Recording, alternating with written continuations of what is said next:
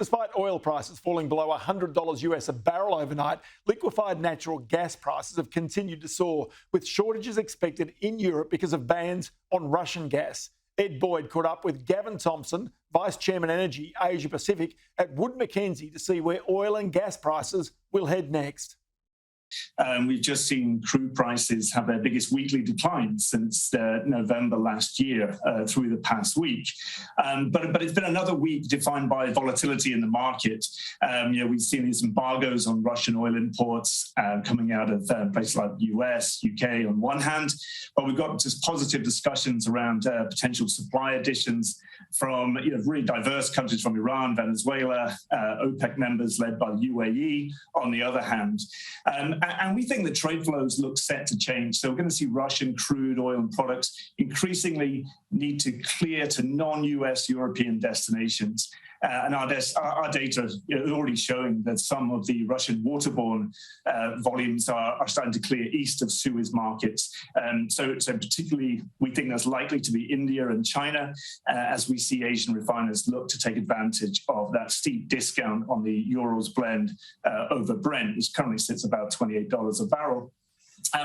For gas, of course, it's been all eyes on Europe, although China is really critical to LNG this year, we think, and perhaps we can come back to that. Russia's decision last week to halt supplies through the Nord Stream 1 pipeline, it inevitably spooked the market. But despite that, it's fair to say that Europe is pretty well supplied at the moment. LNG imports are at an all-time high. Supplies transiting Ukraine are actually around about a 5-year rolling average, so they've not been hit very hard.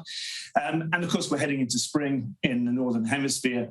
And so to some extent, the fundamentals, I know prices seem to have left fundamentals behind, but to some extent, the fundamentals are not bad. Europe's got a little bit of breathing space on supply.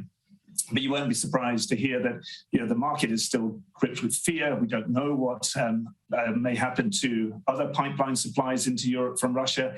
And of course, winter is never that far away, where Europe could really struggle should supply become tighter through winter next year. Yeah, just how big a player is Russia in the global oil and gas commodity space, and how much of a loss has it been having supplies out of Russia there constricted coming into the European and the US?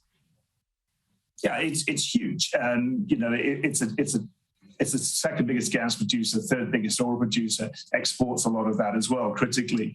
And particularly for Europe, where around about a third of Europe's gas demand is met by Russian pipe supply. And even through all of the trials and tribulations of the last few decades, Russian gas has really been defined by its reliability into Europe. What we've got now is a deliberate turning off of a certain pipe supply that more could follow, and so that creates huge uncertainty. But it's almost impossible to underestimate the importance of Russia to the global oil and gas market balance because it is such a big exporter.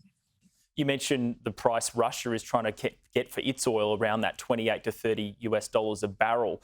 So it's going to be selling that oil into other markets. Where's Europe going to be buying that oil that it was historically getting from Russia to fill that supply gap? Well, they would be hoping, of course, that big OPEC producers like Saudi, UAE, Kuwait will produce more oil if that is needed. Ultimately, you would expect that the US tight oil producers at these prices should be going back into drilled but not completed wells and producing to maximize revenue. It's not really happened yet because those companies have been mostly focused on paying down debt and returning money to shareholders. Oil investors have had a rough ride for well over a decade. So we think the market can still balance. And our view on crude prices through the rest of this year is that they do soften. They come down and remain below $100 a barrel because we think that there should be, it's a very tight market, but there should be enough oil in the market to balance our view of demand growth. Yeah, oil prices touched about, 140 US a barrel about 9 or 10 days ago. But they've obviously come down significantly since then. Just historically, though, how strong are oil prices at the moment? We've seen higher oil prices than we have today in recent memory, in living memory, both in the run-up to the 2008 global financial crisis, where we saw the highest oil prices we've ever seen. And also, between 2010 and 2014, prices were pretty consistently north of $100 a barrel through that time. So we're not in completely uncharted territory. I would then change my tone when I talk about natural gas prices. Prices are astronomical. They are literally off the chart. We've never seen gas prices, some of the spot prices at these levels. And it's fear that's putting them there, and it's fear that's keeping them there. So I think we are in a sort of slightly different world between oil and gas prices right now. Gavin Thompson, Vice Chairman of Energy Asia Pacific at Wood Mackenzie, thanks so much for your time.